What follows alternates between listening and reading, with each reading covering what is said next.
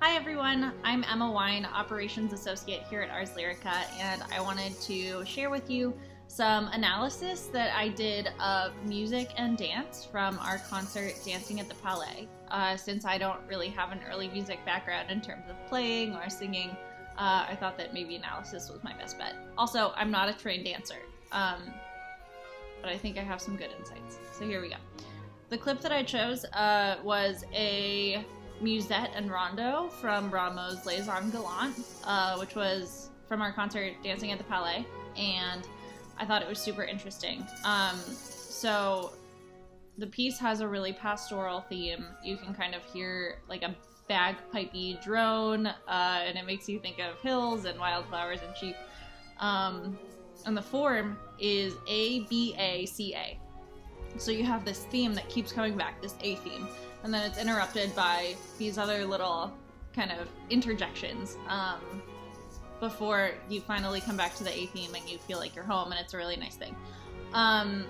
So in the A theme, you hear the first 6 beats kind of rise up, and then the last 6 beats kind of fall down, and it comes to a head at kind of the peak of that.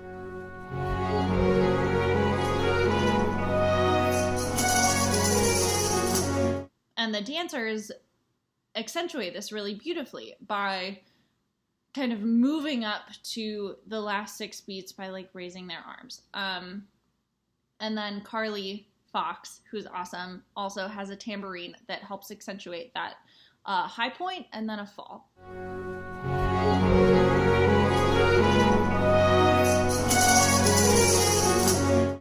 So then the A theme repeats again, and the dancers do the same thing, except now they're on the left of your screens, and somehow they have to get back to the middle before the next thing. So they do the exact same thing, except they mirror it. And it made me kind of wonder whether music being played twice or dance being symmetrical came first. And my thought is that it probably did evolve around the same time.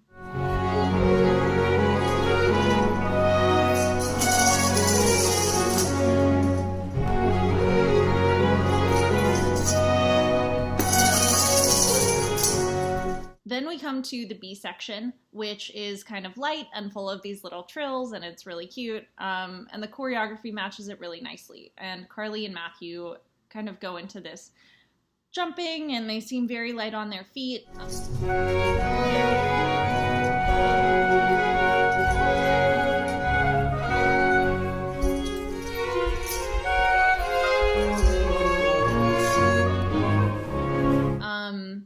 And there's a really cool moment at the end that I wanted to emphasize, where we have been in these 2 sets of 3 in terms of our rhythm. So we've been 1, 2, 3, 1, 2, 3, 1, 2, 3, 1, 2, 3, like a nice little waltz.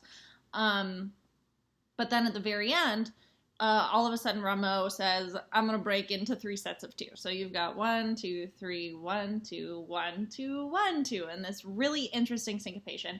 And the dancers kind of emphasize that in an interesting way, where Carly and Matthew are almost conducting with their bodies when they're going 1, 2, 3, 1, 2, 3, 1, 2, 1, 2, 1, 2, to make that tiny little tidbit just that much more interesting.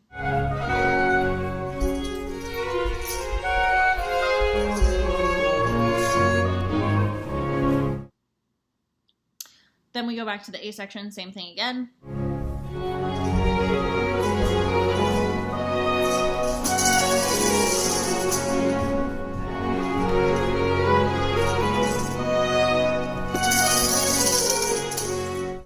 Then we get to the C section, which is in minor, and so different from the rest of the piece.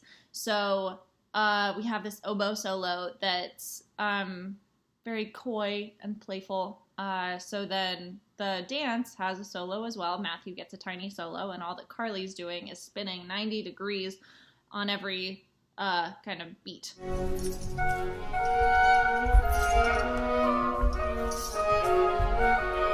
So Matthew is being very coy and lovely. And then the violins join in the oboes for the second bit of the phrase. So Carly joins Matthew as well, and they end the phrase together, and so does the music.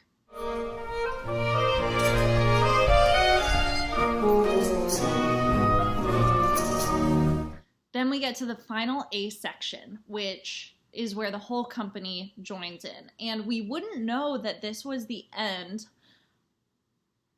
unless they did that, which is really helpful because now all of a sudden, like, there are 6 dancers instead of 2, and you're like, oh my God, what's going on? Something's changed. So even though absolutely nothing has changed in the music, we still can get this idea that something is changing. So, you know, a section that may become very monotonous if there was no dance, all of a sudden you're like, ooh, wow, 6 of them. Something interesting, something cool.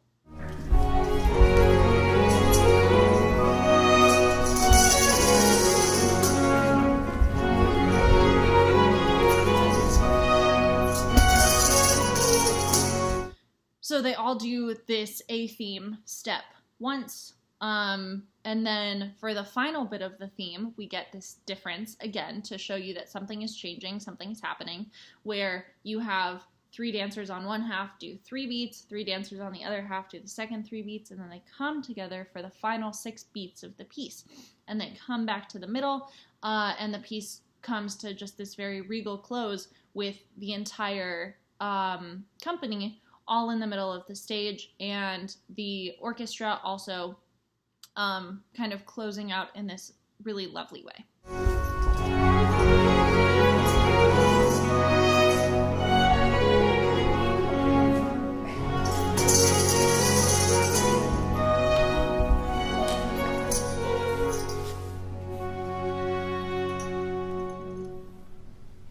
I hope you enjoyed that analysis. I think that it's really interesting to think about music through different lenses, and I think the lens that I lend is the lens that a lot of audience members have, which is, you know, you go with what you can see and what you can hear and see what you can infer from it. So let me know what you thought. Let me know if you saw anything that I missed, and let's watch the whole dance.